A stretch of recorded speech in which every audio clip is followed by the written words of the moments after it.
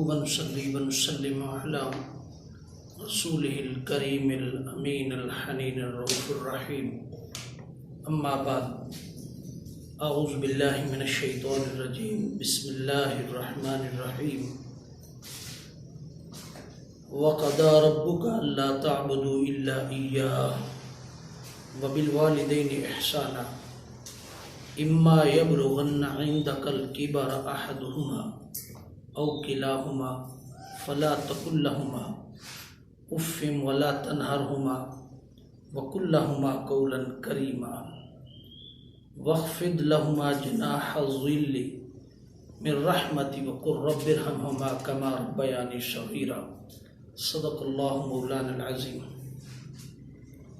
معزز ناظرین کرام، رمضان المبارک کی ان بابرکت ساعتوں کے ساتھ اصلاح احوال اور اصلاح معاشرہ کے موضوع پر 15ویں پارے کی سلیکٹڈ موضوع کے ساتھ آج آپ کی خدمت میں حاضر ہیں۔ 15واں پارہ سورہ بنی اسرائیل اور سورہ کہف پر مشتمل ہے۔ بڑے واقعات میں سے پہلا واقعہ معراج ہے، جو کہ بڑی تفصیل کے ساتھ بیان ہوا ہے۔ پھر کچھ اصلاح احوال کی باتیں بھی ہوئی ہیں، اور پھر سورہ کہف کے اندر اصحاب کہف کا ذکر ہوا ہے۔ مگر سارے واقعات کی اپنی درجہ بدرجہ اپنی جگہ پر ایک اہمیت ہے، مگر چونکہ ہم اصلاح احوال اور معاشرے کے حوالے سے جس ٹاپک کو لیں گے وہ ہے والدین کے ساتھ حسن سلوک۔ یہاں اللہ رب العزت نے والدین کے ساتھ حسن سلوک کا ذکر کیا۔ نیکی کرنے میں اور احسان کرنے میں فرق ہے۔ نیکی وہ ہوتی ہے جو بدلے میں کی جاتی ہے۔ اس نے میرے ساتھ نیکی کی، بھلائی کی، میں اس کے ساتھ بھلائی کروں گا، توقع رکھوں گا کہ میں نے اس کے ساتھ بھلائی کی ہے تو وہ بھی میرے ساتھ بھلائی کی۔ مگر احسان وہ بھلائی کا بدلہ بھلائی نہیں، نیکی کے بدلہ نیکی نہیں، بلکہ خالصتاً اللہ کی رضا ہے۔ وہ بدلہ دے تو ٹھیک، نہ دے تو ٹھیک، میں نے اس کے ساتھ جو بھلا کیا ہے وہ فقط اللہ رب العزت کی رضا کی خاطر تھی، یہ احسان ہے۔ یہاں ارشاد ہوا ہے وَقَضَىٰ رَبُّكَ أَلَّا تَعْبُدُوا إِلَّا إِيَّاهُ وَبِالْوَالِدَيْنِ إِحْسَانًا۔ اللہ رب العزت کی عبادت کے بعد جو سب سے بڑا کام اپنی اطاعت، بندگی، نماز کے معاً بعد جس کام کا حکم دیا گیا وہ والدین کے ساتھ حسن سلوک ہے۔ فرمایا دونوں میں سے ایک یا دونوں بڑھاپے کی عمر کو پہنچ جائیں تو فرمایا کہ ان کے سامنے اف نہیں کرنا۔ اما یبلغن عندک الکبر احدہما او کلاہما فلا تقل لہما اف ولا تنہرہما وقل لہما قولا کریما۔ وہ رات کو دن کہیں، دن کو رات کہیں، وہ جو کہیں اگر تم اس کے سامنے دلائل کے ساتھ بات ثابت کرنے لگ گئے اور اس بات کو ثابت کرنے لگ گئے کہ میں پڑھا لکھا ہوں، میں سمجھدار ہوں، میں پی ایچ ڈی ہوں، میں انجینئر ہوں، میں بڑا آدمی ہوں، تو اماں آپ اس وقت دن ہے تو دن کو آپ رات کہہ رہی ہیں، ابا اس وقت رات ہے تو آپ رات کو دن کہہ رہے ہیں، آپ کا دماغ معاف ہو گیا ہے۔ یہ ساری باتیں کر کے ان کو ثابت کرنے کی اگر تو نے کوشش کی تو قرآن نے کہا یہ ہے اف، تو نے اف کی ہے ان کے ساتھ۔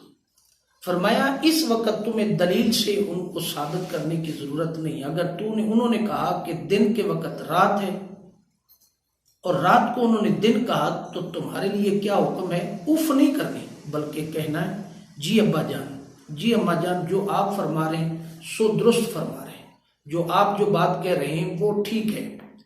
خاموشی اختیار کر کے پیچھے ہٹ جانا۔ اگر تو نے اف کی اور دلائل دیے کہ نہیں اماں آپ کا دماغ ٹھیک نہیں ہے، ابا جان آپ کو معلومات نہیں ہے، تو فرمایا اللہ رب العزت نے کیا ہوگا کہ فرمایا اگر تو نے اف کی تو تمہیں نمازوں سمیت، تہجدوں سمیت، تمہارے ماتھے کے محرابوں سمیت، تمہاری عبادات اور ریاضات سمیت اٹھا کے فرمایا تجھے دوزخ میں پھینک دیا جائے گا، تمہیں پوچھا نہیں جائے گا۔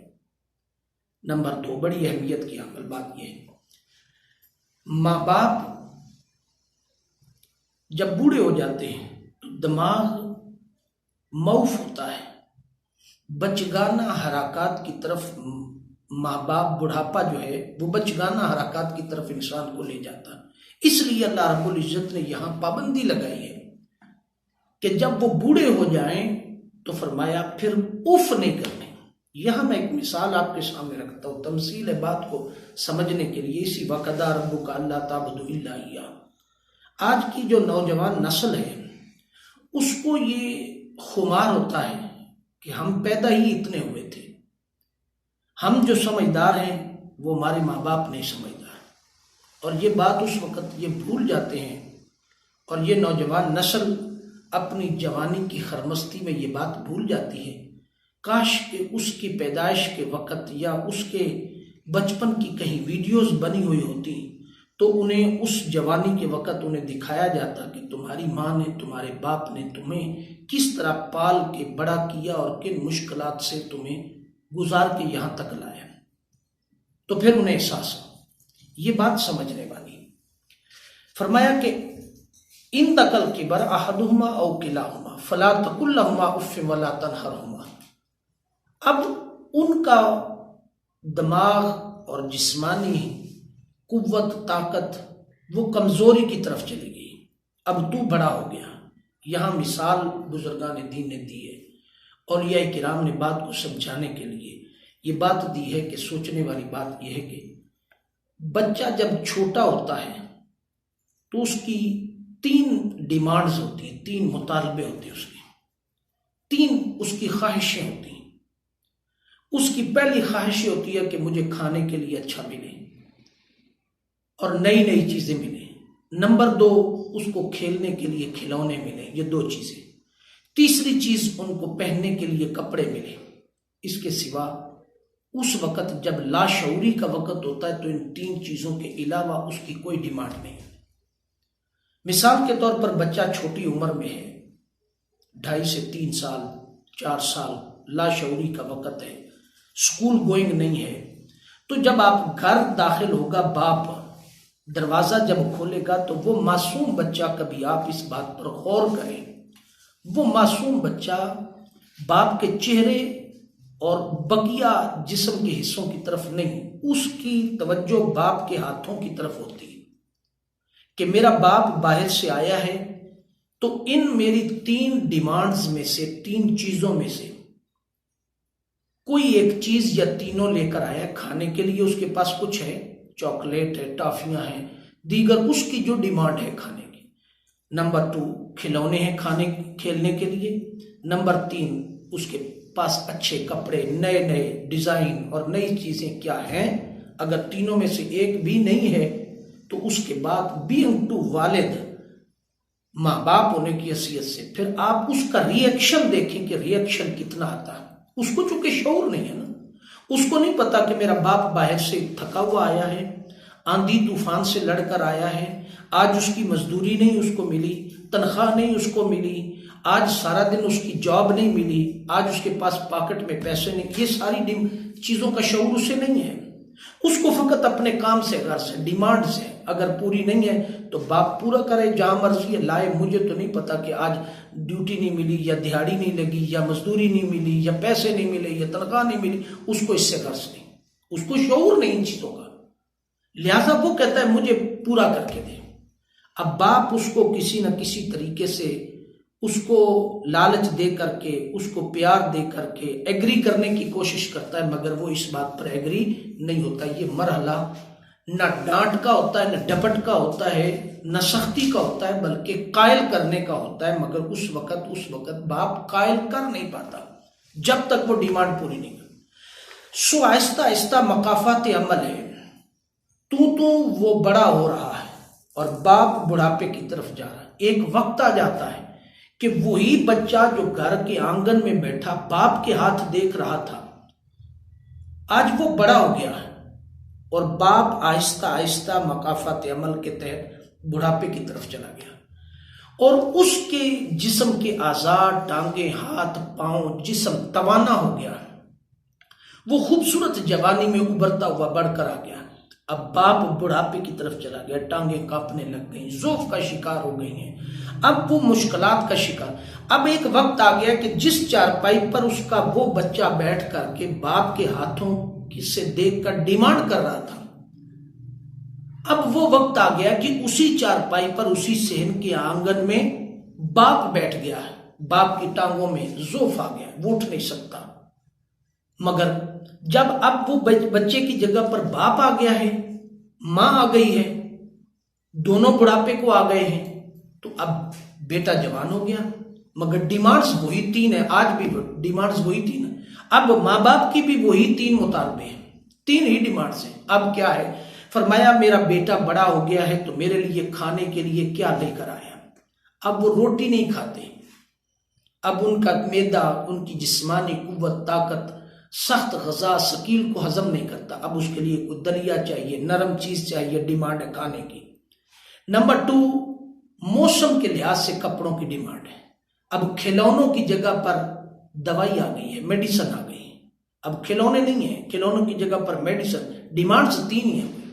اب جب تینوں ڈیمانڈز آ گئی ہیں، اب بیٹا اندر داخل ہوتا ہے تو باپ کمزور ہے، چارپائی پر لیٹا ہے، اٹھ نہیں سکتا، تو باپ بیٹے کے ہاتھوں کی طرف دیکھتا ہے، میں اسی مقافات عمل کے تحت بیٹے کے ہاتھوں کی طرف دیکھتا ہے کہ میرا بیٹا میرے لیے کیا لایا۔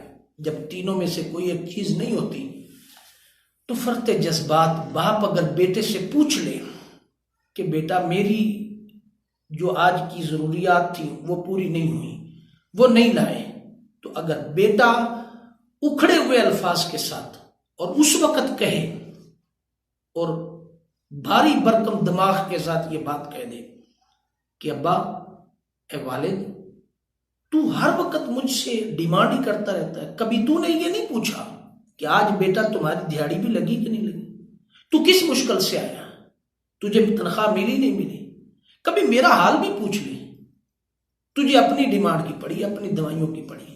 تو جب یہ بات باپ کے سامنے جوان بیٹا کہے گا، اس وقت اس باپ کو وہ باتیں یاد آئیں گی کہ جب یہ میرے ہاتھوں کی طرف دیکھتا تھا تو میں اسے سمجھاتا تھا تو یہ میری بات سمجھنے کے لیے تیار نہیں تھا، کیونکہ اسے شعور نہیں تھا، یہ سمجھنے کے لیے نہیں تیار تھا اور اسے شعور نہیں تھا۔ اس وقت خیال آئے گا کیا میں نے آج ان الفاظوں کے لیے اس اولاد کو پالا تھا؟ کیا میں نے ان باتوں کے لیے پال پوس کے تکالیف اٹھا کے آج ان کو بڑا کر کے کہ آج مجھے یہ جواب دیں، آج مجھے یہ کہیں؟ نہیں، اس وقت وہ جو لمحہ ہے جب باپ پوچھے کہ میرے لیے کیا لائے تو تمہارے لیے قرآن کہتا اف ولا تنا، یہاں ہاتھ باندھ کے ادب سے کھڑے ہو جانا، یہاں نظریں جھکا لینی ہے۔ قرآن کہتا ہے اگر تم نظریں جھکا کے ادب سے کہو گے ابا جان بارش ہو رہی تھی، تھوڑی دیر کے بعد میں لاتا ہوں، آپ کی ڈیمانڈ پوری ہوگی، یہ بات کہو گے تو تمہاری جان چھوٹ سکتی ہے، اور اگر جواب دو گے تو نے اف کیا تو قرآن کی نص اور قرآن کے حکم کے مطابق تیرے اعمال نہیں یہاں دیکھے جائیں گے۔ یہ نہیں دیکھا جائے گا تو تہجد کتنے پڑھتا ہے، یہ نہیں دیکھا جائے گا تو نمازیں کتنی پڑھتا ہے، یہ نہیں دیکھا جائے گا کہ تیرے ماتھے پر محراب ہے یا نہیں ہے، یہ نہیں دیکھا جائے گا۔ فرمایا ان ساری باتوں کو نہیں دیکھا، اگر تو نے اف کیا تو فرمایا تجھے خبر بھی نہیں ہوگی، تجھے اعمال سمیت اٹھا کر کے دوزخ میں پھینک دیں۔ میری معاشرے کے اندر ان جوانوں سے عرض ہے کہ جنہوں نے آج ماں باپ کی خدمت کا فریضہ سر انجام دیا ہے، دین بھی ان کا ہے، دنیا بھی ان کی ہے، خدا بھی ان کا ہے، رسول بھی ان کا ہے، اور جنہوں نے اپنے ماں باپ کو جھڑکیاں دی ہیں ان کا نہ دین بچا ہے، نہ دنیا بچی ہے، نہ خدا بچا، نہ رسول بچا۔ اگر ان کا دیکھیں، ہم لاکھوں روپے لگا کر کے ہم حج کرنے کے لیے جاتے ہیں، تو اس لاکھوں روپے لگا کر کے محنت کر کے طواف کر کے مہینہ لگا کے 15 دن 20 دن لگا کے بھی یقین نہیں ہے کہ اللہ پاک نے حج قبول کیا یا نہیں کیا، نہیں معلوم، نہیں یقین نہیں کہ قبول ہوا یا نہیں ہوا، مگر ایک طرف آقا علیہ الصلوۃ والسلام کا ارشاد پاک ہے کہ جس شخص نے صبح فجر کی نماز ادا کی اور فجر کی نماز ادا کرنے کے بعد اس نے اپنے ماں اپنے باپ کے دونوں میں سے ایک یا دونوں کے دو آنکھوں کے درمیان یہ جو جگہ ماتھا ہے پیشانی، اگر اس پر بوسہ دیا، اس کو چوم لیا، تو آقا علیہ الصلوۃ والسلام نے فرمایا اس سے مقبول حج اور مقبول عمرے کا ثواب ملے گا۔ یہاں جو گھر حج میں حج پڑا ہے، جو عمرہ پڑا ہے، اس کو چھوڑ کر ہم اس کی قدر نہیں کرتے اور ان حج عمروں کی طرف جاتے ہیں جہاں یقین نہیں ہے کہ قبول ہوگا کہ نہیں ہوگا، رب کی اپنی مرضی پر ہے، مگر جس کے قبول ان کو چٹکیاں دے کر، ان کو چھوڑ کر کے، ان کے تقاضے پورے نہ کر کے ہم دین و دنیا کی منازل طے کرنا چاہتے تو یہ ناممکنات میں سے ایسا نہیں ہوگا۔ لہٰذا ماں باپ کی خدمت کو اپنی زندگی کا وتیرہ بنائیں۔ حضرت عبداللہ بن عمر رضی اللہ تعالیٰ عنہ سے مروی ہے، آقا علیہ السلام ارشاد فرمایا سب سے بڑا گناہ یہ ہے کہ انسان اپنے ماں باپ پر لعنت بھیجے، یہ سب سے بڑا گناہ۔ عرض کی گئی یا رسول اللہ کوئی شخص اپنے ماں باپ پر لعنت کیسے بھیجتا، کیسے بھیجے گا، کیسے ہو سکتا؟ تو میرے آقا علیہ السلام نے ارشاد فرمایا جب تم کسی کے باپ کو گالی دیتے ہو تو اصل میں وہ تم اس کے باپ کو یا اس کی ماں کو گالی نہیں دے رہے، بلکہ تم اپنے باپ اور اپنی ماں کو گالی دے رہے ہو، تو یہ لعنت بھیجنے کے مترادف ہوگا۔ میری نوجوان نسل سے، جوانوں سے میری گزارش ہوگی کہ اپنے رویے پر ذرا غور کریں۔ پھر اس کے بعد آقا علیہ السلام نے حضرت ابو ہریرہ رضی اللہ عنہ سے فرمایا کہ ایک شخص بارگاہ رسالت میں عرض کیا یا رسول اللہ میرے حسن سلوک کا سب سے زیادہ مستحق شخص کون ہے؟ تو فرمایا تیری ماں ہے۔ فرمایا پھر حسن سلوک کا، فرمایا تیری ماں۔ پھر پوچھا، فرمایا تیری ماں۔ چوتھے نمبر پر فرمایا تیرا باپ ہے۔ اور یہاں فرمایا اگر ماں کے قدموں کے نیچے جنت ہے، اگر ماں کے قدموں کے نیچے اللہ رب العزت نے اولاد کی جنت رکھی ہے، تو باپ جنت کے 8 دروازوں میں سے ایک دروازہ ہے جسے کھول کر کے تم نے جنت میں داخل ہونا ہے۔ اگر ماں کی اہمیت ہے تو باپ کو بھی درجہ دیا گیا۔ تو یہاں فرمایا وَقَضَىٰ رَبُّكَ أَلَّا تَعْبُدُوا إِلَّا إِيَّاهُ وَبِالْوَالِدَيْنِ إِحْسَانًا وَإِمَّا يَبْلُغَنَّ عِندَكَ الْكِبَرَ أَحَدُهُمَا أَوْ كِلَاهُمَا فَلَا تَقُل لَّهُمَا أُفٍّ وَلَا تَنْهَرْهُمَا وَقُل لَّهُمَا قَوْلًا كَرِيمًا۔ یہ 15ویں پارے کی سورہ بنی اسرائیل کی آیت نمبر 24 کو دیکھیں تو سارے حقائق پتہ چل جاتے ہیں۔ اور فرمایا وَقُلْ رَبِّ ارْحَمْهُمَا كَمَا رَبَّيَانِي صَغِيرًا۔ جب وہ بڑھاپے کو چلے جائیں تو پھر اولاد پر لازم ہے کہ ان کے لیے دعا مانگے۔ کیسے؟ وَقُلْ رَبِّ ارْحَمْهُمَا كَمَا رَبَّيَانِي صَغِيرًا۔ اے اللہ میرے ماں باپ پر اس طرح رحم فرما جس طرح انہوں نے بچپن میں مجھ پر رحم کیا۔ وَقُلْ رَبِّ ارْحَمْهُمَا، رب کہتے ہیں پالنے والے کو، کما ربیانی صغیرہ، جب میں چھوٹا تھا تو انہوں نے مجھے پالا، مجھ پر رحم کیا۔ آج مولا میرے والدین پر اس طرح رحم کر جس طرح انہوں نے بچپن میں مجھ پر رحم کیا۔ اس رب کائنات کی بارگاہ کے اندر دعا ہے کہ اللہ رب العزت ہمیں اپنے ماں باپ کی عزت اور احترام کرنے کی توفیق عطا فرمائے اور قرآن کے اس فہم کو سمجھنے کی توفیق عطا فرمائے۔ میری جوانوں سے، بزرگوں سے اور معاشرے کے افراد سے گزارش ہے کہ اپنے بوڑھے ماں باپ کی قدر کرو، یہ تمہارے لیے گھر میں بڑی رحمتیں ہیں۔ جب یہ گھر میں نہیں ہوتے تو پھر رحمت کا احساس ہوتا ہے۔ ان کی آج قدر کرو، رات کو سوتے وقت ان کے پاؤں دبا کر کے سوئیں، ان کی خدمت کر کے سوئیں، صبح اٹھے تو ان کا حال پہلے پوچھیں کہ آپ کو کوئی ضرورت، جیسا کہ فرمایا کہ فجر کی نماز کے بعد ماں باپ کے ماتھا چومو، ماں باپ کا ایک حج اور ایک عمرے کا ثواب ملتا۔ اولاد کے لیے کتنی بڑی نعمت ہے اگر اولاد اس بات کو سمجھ جائے، اولاد اگر اس بات کی قدر کر لے تو فرمایا اس اولاد کو یہ بات ساری پتہ چل جاتی ہے اور ان کو پتہ چل جاتا ہے کہ ہماری جنت اور ہماری دوزخ ہمارے ماں باپ ہیں۔ اگر ہم ماں باپ کی قدر نہ کی، ماں باپ کو نہ سنبھالا اور فرمایا تو پھر فرمایا ہم دنیا کے اندر کبھی کامیاب نہیں ہو سکتے۔ دنیا کے اندر اور دین کے اندر اور آخرت کے اندر اگر کامیابی لینی ہے تو اولاد کے لیے سب سے بڑی کامیابی اس کے ماں باپ ہیں. ماں کے قدموں کے نیچے جنت رکھ دی اور باپ کو جنت کے 8 دروازوں میں سے ایک دروازہ بنا دیا. فرمایا ان کی خدمت کر کے قدر کر کے تم یہاں سے جنت حاصل کر سکتے ہو، اور جو گھر میں جنت ہے اس کی قدر نہ کریں تو باہر سے جنت تلاش نہیں کی جا سکتی. اللہ رب العزت ہمیں عمل کی توفیق عطا فرمائے. وما علینا الا البلاغ المبین.